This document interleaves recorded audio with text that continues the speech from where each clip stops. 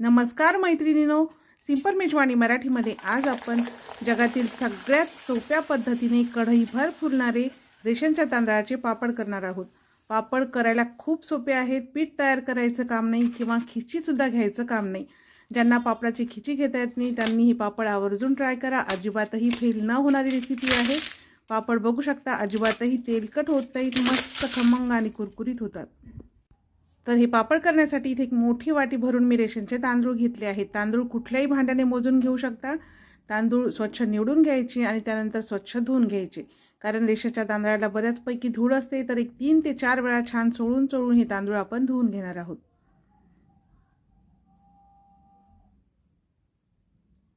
तर बघा, 3 ते 4 वेळा पाणी टाकून हे तांदूळ मी स्वच्छ धुवून घेतले। आता तांदूळ बुडतील एवढं भरपूर यामध्ये पाणी टाकायचं।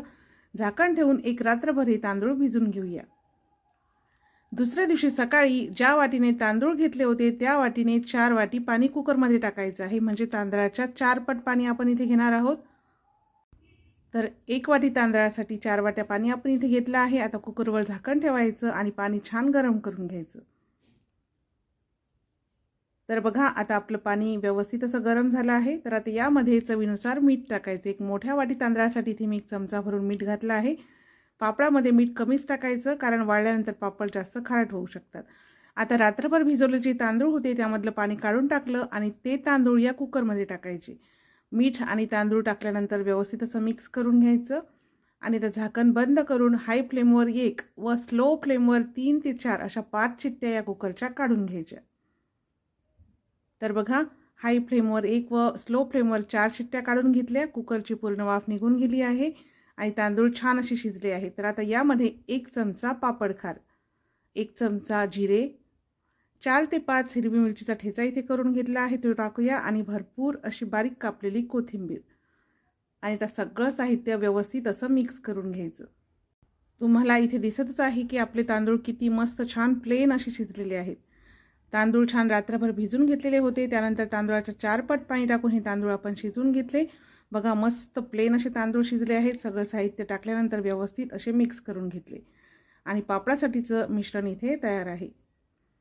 आता हे मिश्रण एका भांड्यामध्ये काढायचं आणि पूर्णपणे थंड करून घ्यायचं, कारण मिश्रण गरम असताना याचे पापड व्यवस्थित येत नाहीत, शिवाय हाताला सुद्धा चटके बसतात। तर आता हे मिश्रण आपण पूर्णपणे थंड करून घेऊया। तर आता आपलं मिश्रण पूर्णपणे थंड झालेलं आहे। तर पुन्हा एकदा व्यवस्थित असं मिक्स करून घ्यायचं। मिश्रण पूर्णपणे थंड झालं कीच याचे पापड करायचे, गरम गरम असताना पापड करायचे नाही। तर आता इथे मी वाटीमध्ये थोडंसं तेल घेतलं आहे। दोन्ही हाताला थोडंसं तेल लावून घ्यायचं आणि या पिठाचे आवडीच्या आकाराचे गोळे तयार करून घ्यायचे। तुम्हाला पापड जसा लहान मोठा जसा हवा आहे त्यानुसार याचे गोळे करून घ्या। तर बघा, अशा पद्धतीने छोटे छोटे लिंबा एवढ्याचे गोळे मी करून घेतले।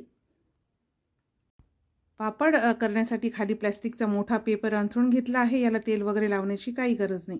तयार मिश्रणाचा गोळा घ्यायचा, त्यावरती दुसरा प्लास्टिकचा पेपर ठेवायचा व अशा पद्धतीने प्लेटने याला प्रेस करून घ्यायचं। बघा, अगदी सहज मस्त गोल गरगरीत आणि छान पातळ असा पापड तयार आहे। हे पापड करताना थोडेसे जाड जरी राहिले तरी काही हरकत नाही, वाळल्यानंतर ते खूप पातळ होतात।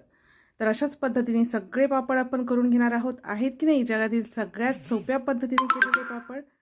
बघू शकता, खूपच सहज आणि सोप्या पद्धतीने पापड तयार होतात। करायला खूप सोपे आहेत आणि अजिबातही ही रेसिपी फेल होत नाही। तुम्ही एक वेळेस नक्की ट्राय करून बघा। तर बघा, अशा पद्धतीने इथे काही पापड मी करून घेतले आहेत। आता तुमच्याकडे जर उन्हाची व्यवस्था नसेल तर 1 दिवस फॅनखाली सुद्धा तुम्ही हे पापड सुकवू शकता आणि नंतर एका टोपलीमध्ये भरायची आणि दुसऱ्या दिवशी ही टोपली उन्हामध्ये ठेवायची। आणि जर उन्हाची व्यवस्था असेल तर मग डायरेक्टली उन्हामध्ये सुद्धा तुम्ही हे पापड करू शकता। अशा पद्धतीने सगळे पापड करून घ्यायचे। 2 दिवस उन्हामध्ये छान कडकडीत वाळवून घ्यायचे। या पद्धतीने केलेले पापड वर्षच काय 2 वर्षापर्यंत चांगले राहतात आणि अगदी कढईभर फुलतात। दुपारच्या जेवणासोबत तोंडी लावण्यासाठी किंवा रात्री खिचडीसोबत तोंडी लावण्यासाठी किंवा दुपारच्या वेळेस काहीतरी चटपटीत खमंग खा वाटलं त्यावेळेस तुम्ही पापड नक्की तळून खा। तर बघा, एक दिवसभर फॅन खाली व नंतर एका टोपलीमध्ये भरून दुसऱ्या दिवशी दिवसभर उन्हामध्ये पापड वाळवून घेतले। बघू शकता किती छान पापड झाले आहेत, अगदी कागदासारखे पातळ झाले आहेत आणि हे पापड बघा कुठेही चिरलेले नाही किंवा तुटलेले नाही। या पद्धतीने केलेले पापड चवीला सुद्धा खूप छान लागतात, अजिबातही चिरत नाहीत किंवा तुटत नाहीत आता हे पापड मी तुम्हाला तळून सुद्धा दाखवत आहे। पापड तळण्यासाठी तेल छान कडकडीत गरम करून घ्यायचं आणि तुम्ही इथे बघू शकता पापड कढईमध्ये टाकल्याबरोबर किती मस्त असा फुललेला आहे बघा।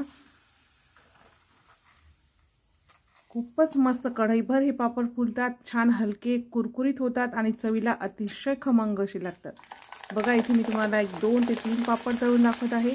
प्रत्येक पापड छान असा फुलत आहे, अजिबातही तुटलेला नाही किंवा चिरलेला नाही, शिवाय पापड सुद्धा लाल झालेले नाही आहे, तुम्ही इथे बघू शकता। इथे हा तिसरा पापड सुद्धा मी तुम्हाला तळून दाखवत आहे। या पद्धतीने केलेले पापड अजिबातही लाल होत नाही, फक्त पापड खार जो आहे तो प्रमाणशीर वापरायचा आहे। पापड खाराचं प्रमाण जर जास्त झालं तर मग मात्र आपले पापड लाल होतात। तर बघा इथे काही पापड मी तळून घेतलेले आहेत आणि तुम्ही बघू शकता मस्त छान पांढरे शुभ्र पापड झाले आहेत, अजिबातही लाल झालेले नाहीत किंवा हे पापड अजिबातही तेलकट सुद्धा होत नाहीत, छान मस्त हलके आणि कुरकुरीत होतात। तर तुम्हाला आजची रेसिपी कशी वाटली हे कमेंट्समध्ये मला नक्की सांगा। सिंपल मेजवानी मराठीमध्ये मी अशा छान छान रेसिपी सोप्या पद्धतीने तुमच्यासोबत शेअर करत असते, त्यासाठी सिंपल मेजवानी मराठीला सबस्क्राईब करून बाजूचे घंटीचे बटन प्रेस करा। तर मग भेटूया पुन्हा एका नवीन रेसिपी सोबत।